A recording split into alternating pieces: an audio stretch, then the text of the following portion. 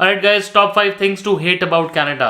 5 ऐसी चीज़ें जो मुझे पर्सनली नहीं पसंद इस कंट्री के बारे में, या फिर इस होल पूरा पीआर के साथ जो जुड़ी होती है। 5 ऐसी चीज़ें जिनको हम दूर नहीं कर पाते, जिनका हम ध्यान नहीं रख पाते हैं, जिनकी वजह से हमें परेशानियां हो सकती हैं। ऐसी 5 चीज़ें आज मैं आपके साथ डिस्कस करने वाला हूँ। ये है मेरी दिल की बात आपके साथ।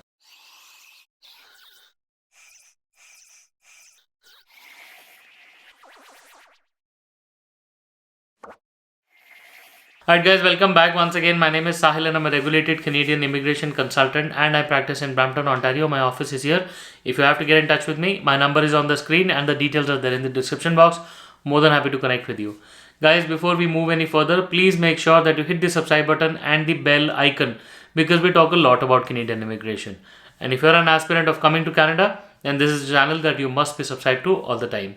सो गाइज, आज की जो वीडियो है ये बहुत ज़्यादा स्पेशल होने वाली है क्योंकि इसके अंदर मैं आपसे अपनी दिल की बात एक दोबारा से शेयर करने वाला हूँ। बिकॉज बहुत सारे लोगों ने जो भी कमेंट्स करते हैं उन्होंने बोला है कि राइट, एक 1-to-1 चैट होनी बहुत ज़्यादा ज़रूरी है। हालांकि मेरा channel is more about Canadian immigration news, but मैं आपके साथ अपने रियल लाइफ एक्सपीरियंसेस शेयर करना बहुत पसंद करता हूँ क्योंकि मैं एक ट्रांसपेरेंट एडवाइस देना पसंद करता हूँ। I am not driven by any sponsors or anything. It's pure like me talking to you on this channel, right? So guys, 5 ऐसी टॉप चीज़ें जो मुझे लगता है कनाडा के बारे में बुरी हैं। हालांकि ये कंट्री बहुत अच्छी है, अनडाउटेडली मैं यहाँ पे बहुत खुश हूँ। सो बहुत सारे लोग कमेंट करेंगे कि आप वापस क्यों नहीं आ सकते। गाइज, उसके बारे में भी towards the end of the video मैं डिस्कस करूँगा। बट गाइज, हमेशा जो चीज़ अच्छी होती है उसके बारे में बुरी चीज़ें भी होती हैं। ऐसी कोई भी दुनिया में कोई चीज़ नहीं है, कोई ऐसा इंसान भी नहीं है जो 100% अच्छा हो। ऐसा ही कनाडा भी है कि 100% अच्छा कभी भी नहीं हो सकता। बुरी चीज़ें, बुरी आदतें होती ही हैं, right? So let's first identify कि कनाडा के बारे में ऐसी 5 टॉप क्या बुरी चीज़ें हैं जो मुझे लगता है। गाइस, सबसे पहले यहाँ पे ठंड बहुत ज़्यादा पड़ती है। एंड ठंड होना एक बार को ठीक है, but when 6 months you have to stay indoors, तब सबसे ज़्यादा परेशानी होती है कि 6 महीने तक आपको आउटडोर एक्टिविटी बिल्कुल नहीं मिलती है। सन कभी आता है कभी नहीं आता, राइट? अभी भी आजकल ओवरकास्ट चल रहा है, कुछ भी मालूम नहीं है। धूप निकलती है, अंदर से बैठे लगता है कि धूप बहुत ज़्यादा निकल गई है। जब बाहर ना जाके निकलो तो ठंड इतनी ज़्यादा होती है कि आप भागते हो अंदर आते हो, राइट? तो ठंड के बाद जो आप 6 महीने या 7-8 महीने जो भी हैं, जब आप बाहर नहीं निकल पाते हो, जब आप ज़्यादा एक्टिविटीज़ नहीं कर पाते हो, तो वो चीज़ बुरी है इस कंट्री के बारे में। और स्नो यानी कि ठंड बहुत ज़्यादा है। तो जिन लोगों को ठंड से परेशानी है उन लोगों को ये बहुत ज़्यादा चीज़ बुरी लगने वाली है। मेरे को ठंड से इतनी ज़्यादा परेशानी नहीं है जितनी कि बाहर ना निकल पाने से है, राइट? सो ऑब्वियसली दोनों चीज़ें बराबर सी हैं, मतलब मिली जुली हैं, बट देन इट्स ओके। हालांकि इंडोर्स हमारे पास बहुत सारी एक्टिविटीज़ होती हैं करने को। We guys are really happy staying indoors, but then this is the truth of this country. Going outdoors for physical activities, for running, walking or anything is not really an option during the winter months in Canada. Second चीज़ जो मुझे नहीं पसंद वो है outside food, उसके अंदर Indian test की कमी। नाउ इंडिया के अंदर, खासकर मैं तो दिल्ली से हूँ, तो दिल्ली के अंदर आपको पता है फ्यूजन फूड और आजकल जो नए नए तरीके के पकवान जो हमारे फेमस जो रेस्टोरेंट्स हैं दिल्ली के, चाहे फिर वो मोती महल है या फिर वो करोल बाग के अंदर मच्छी वाला है, ऑल ऑफ दीज प्लेसेस। अब इन सब चीज़ों का जो टेस्ट है वो बहुत ज़्यादा ऑथेंटिक है ना। और वो हम इंडिया वालों के लिए, हमारे जैसा हैदराबाद की बिरयानी हो गई या फिर कहीं का कुछ हो गया, वो ऑथेंटिक टेस्ट यहाँ पे लेके आना मतलब ढूंढ पाना बहुत ही इम्पॉसिबल टाइप हो जाता है। पूरे कनाडा में, पूरे टोरंटो में कोई एक आधी जगह मिल जाएगी जिधर आप जाके ये चीज़ ढूंढ सकते हो। इम्पॉसिबल नहीं है, मिल जाता है। बट क्या होता है ना कि जब आप दिल्ली में हो या फिर आप कहीं पे भी हो इंडिया में, तो वो चीज़ आपकी कितनी एक्सेसिबल है। आप हफ्ते में एक बारी या 2 हफ्ते में या महीने में एक बारी तो वहाँ पे जाके खा ही सकते हो। बट यहाँ पे वो इतना ऑफन नहीं हो पाता, राइट? हर चीज़ का वो ऑथेंटिक टेस्ट ढूंढ पाना मुश्किल है। फॉर एग्जाम्पल, अभी जैसे मैंने पीछे एक पोस्ट डाली थी रिगार्डिंग छोले भटूरे, राइट?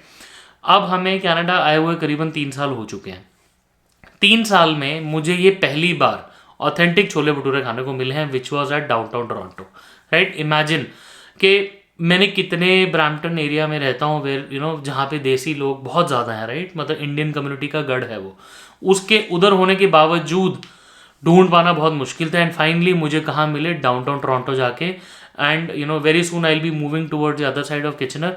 और वहाँ से तो फिर डाउनटाउन हो जाएगा करीबन 1.5 घंटा दूर, राइट। एक्सेसिबिलिटी बहुत ज़्यादा दूर है, सो इंडियन टेस्ट इतना आसानी से नहीं मिल पाएगा। एंड आप जिस भी कंट्री से हैं, मुझे मालूम नहीं, मैंने और किसी रीजन या रिलीजन के कोई भी ऑथेंटिक टेस्ट को ऐसा ढूंढना नहीं चाहा, मुझे मालूम भी नहीं है उनके ऑथेंटिक टेस्ट कैसे होंगे, बट स्टिल आपके अपने रीजन के जिस कंट्री से हैं उसका आप टेस्ट ढूंढने के लिए आपको मेहनत हो सकता है करनी पड़े। The third thing that I don't like guys is the distance from India. क्योंकि मैं इंडिया से हूँ, ऑब्वियसली आप किसी भी और कंट्री से हो सकते हैं, बट मुझे ऐसा लगता है कि डायरेक्ट फ्लाइट 14 घंटे की है, यहाँ से जाने से पहले 4 घंटे, उधर लैंड करने के बाद 2-3-4 घंटे, मतलब ये ऑल इन ऑल ये 18 से 20 घंटे की जर्नी हो जाती है, दैट टू डायरेक्ट फ्लाइट। पीछे कोविड में इतनी सारी रिस्ट्रिक्शंस हुई, फ्लाइट बैन्स हुआ और ये सब हुआ, तो क्या इंडिया आना जाने से पहले तो मतलब इन कनाडा आने से पहले हमें लगता था कि चलो 14 घंटे की फ़्लाइट है, हो जाएगा। बट अब जब आप वो 14 घंटे यानी कि 20 घंटे की जब वो फ्लाइट हो जाती है, जब आप उसमें बैठते हो, तब आपको रियलाइज़ होता है कि by the end of it वो पूरा एक वीक आपका मतलब वाइप ऑफ हो जाता है, आपको पता भी नहीं चलता आपके साथ क्या हुआ, right. So the journey is very far and 14 घंटे की flight is not small, right. I don't like that about Canada. The next thing I don't like is my family that is missing in action from Canada. So अब क्या है कि हमारे parents लोग India में बहुत ज़्यादा सेटल्ड हैं। उन लोगों को बोलो कि आप अपनी पूरी ज़िंदगी को छोड़ के उन्होंने 40-50-60 ईयर्स अपने एक कंट्री में निकाले हैं, उनको बोलो आप अचानक से उस कंट्री को छोड़ के एक नई कंट्री में आ जाओ जहाँ पे उनके दोस्त नहीं हैं, उनके अपने भाई बहन रिश्तेदार नहीं हैं, उन लोगों के लिए वहाँ से निकल पाना मुश्किल है। Whereas people who are in the 20s and 30s, हमारे जैसे लोगों की आइडियोलॉजी थोड़ी सी अलग है, राइट। नाउ हमारे पेरेंट्स अभी इतनी जल्दी आ नहीं पाए हैं, एंड ये बहुत लोगों के साथ भी है। People can very quickly bring their parents to Canada on a visitor visa, but PR लेने से पहले बहुत टाइम लग जाता है ना, 2-3-4 साल लग जाते हैं, while you get settled and then आप एलिजिबल हो गए, फिर लॉटरी सिस्टम है ना, उस सबको बाईपास करते हुए टाइम लग सकता है। वो जो टाइम गैप है मुझे वो नहीं पसंद। और ये सिर्फ मेरी फैमिली के बारे में नहीं है, मेरे बड़े सारे ऐसे दोस्त हैं, क्लाइंट्स हैं जो परेशान होते रहते हैं ना, फैमिलीज़ नहीं मिल पा रही हैं, फैमिलीज़ नहीं आ पा रही हैं, फिर वीज़ाज़ एक्सपायर हो रहे हैं, फिर उसकी टेंशन है, फिर एक बारी पेरेंट्स आ जाएँ तो फिर उसका वीज़ा का रिन्यूअल हो गया, एक्सटेंशन हो गया, बड़ी सारी चीज़ें होती हैं।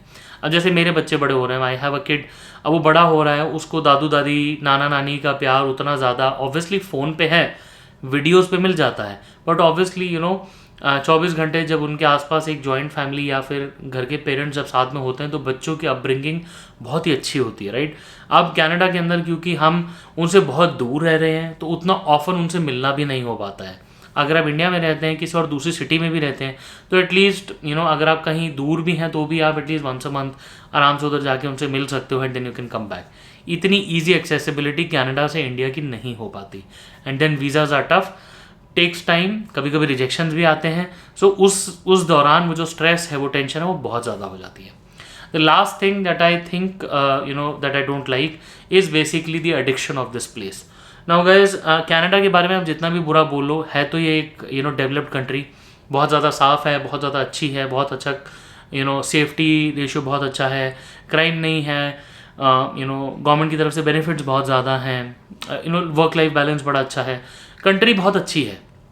अब प्रॉब्लम क्या है, क्योंकि ये इतनी अच्छी है, अब आपकी ज़िंदगी में आपको कुछ चीज़ें बुरी भी लगती हैं, है ना। अब जब आप इस कंट्री में 2-3-4 साल रह लेते हो ना, तो इस कंट्री को छोड़ के जाना बहुत मुश्किल हो जाता है। The addiction of this place, the addiction of being discipline, the addiction of a good life in Canada is big enough to tackle. मतलब आप उसको काबू नहीं कर पाओगे। बहुत लोग बड़ी करेज उठा के वापस चले जाते हैं, एंड ऑब्वियसली उनकी ज़िंदगी में प्रायोरिटीज़ अलग होती हैं, बट जब आप इधर रहना शुरू करते हो तो वापस जाना, अपनी कंट्री में वापस जाना बहुत मुश्किल है। एंड आई एम श्योर बड़े सारे ऐसे लोगों को मैं जानता हूँ जो वापस जा चुके हैं, एक बार को उन्होंने हिम्मत दिखाई और वापस चले गए, अब वो बेचारे वापस आने को तरस रहे हैं कि हम उधर चले तो गए वापस, है ना, इंडिया या कहीं पे भी, अब हमें वापस आना है, how do we come back, right. And I am sure जो लोग इस वीडियो को देख रहे हैं, अगर वो इंडिया में या कहीं पे वर्क परमिट कनाडा से करके जा चुके हैं या फिर स्टडी करके जा चुके हैं, वो लोग मेरे साथ इस चीज़ को समझेंगे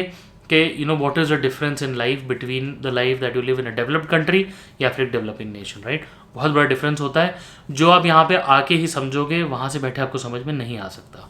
गाइज आई होप आज की जो मैंने आपके साथ अपना ये दिल की जो बात शेयर करी आपको पसंद आई होगी। एंड ये मेरा एक ऑनेस्ट ओपिनियन था, I am not looking for any concurrence with anybody, it's just my view point and I hope आपको मेरी तरफ से जो लोग पूछते हैं कि साहिल आपको क्या लगता है, आपको मेरा ये व्यू जान के थोड़ा सा आपको हेल्प मिली होगी अपने डिसीजन मेकिंग प्रोसेस में।